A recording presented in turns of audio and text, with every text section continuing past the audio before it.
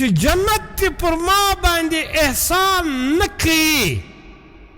ما ته زما د رب عادت معلوم دی چې یوه دروازه بنده کړي ډبل یې الله پاک پر راخلاصوي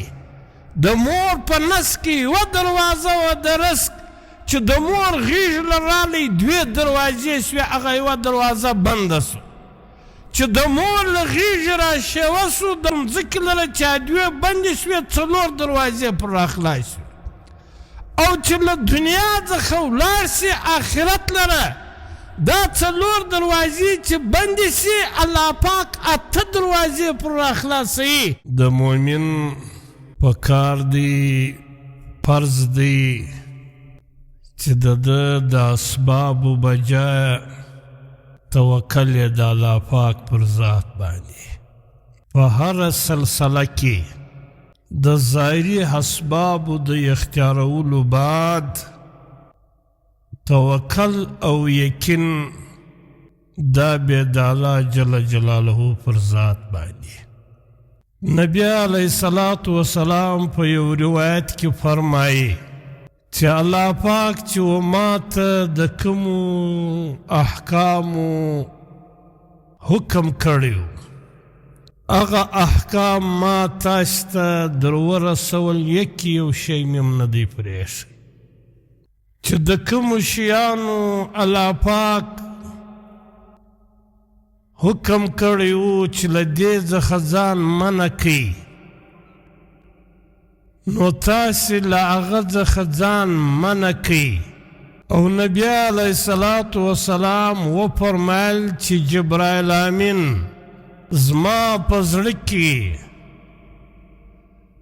دا خبره اچولې ده چې پر یو انسان باندې مرګ تر هغه وخته پورې نه راځي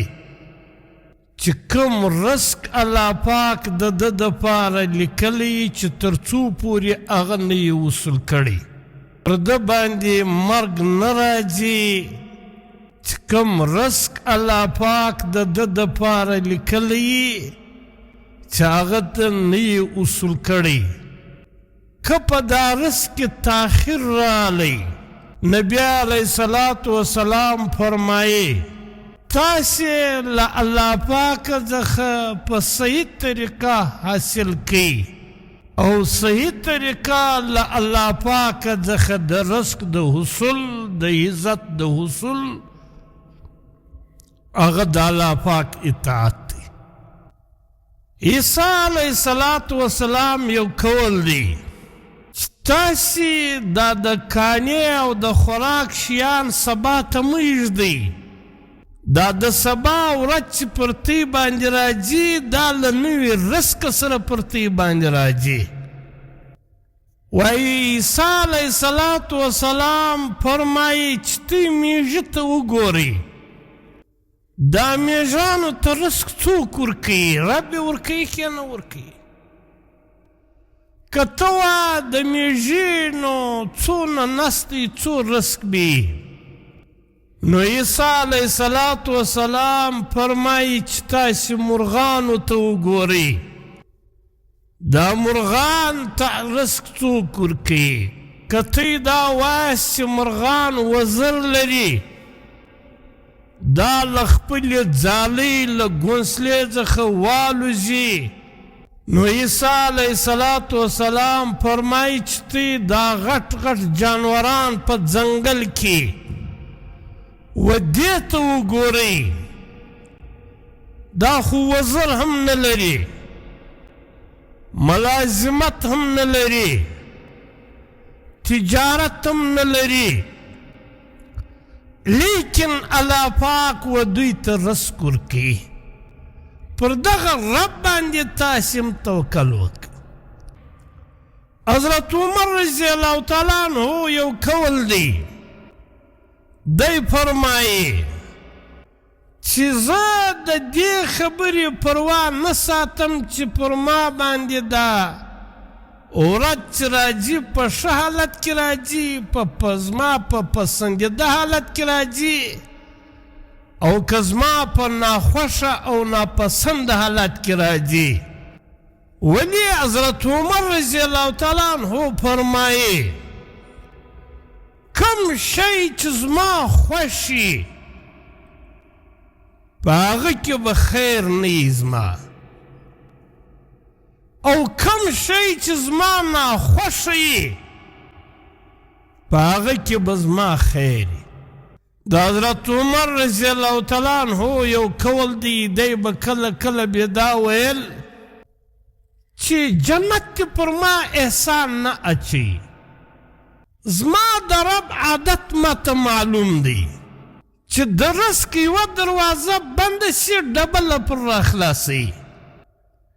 انسان چې د مور په نس کې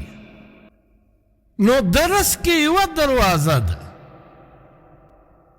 چې هغه له دا نامه څخه خوراک کوي، لیکن چې دا دروازه د رزق کله بنده سي، دا کشنی د مور له نسه څخه دنیا لره راسي، نو د رزق هغه دروازه یوه بنده سوه، ډبلې دروازې الله پاک پر راخلاصې کړي. د مور په سینه کې د رزق دپاره دوې چینې پیدا کړي د شیدو، چې هغه د ده خوراک هم دی، څښاک هم دی، دوا هم ده. او چې کله دغه دوې دروازې بندې سي، دی د مور له غېږې راشوه سي مځکې لره،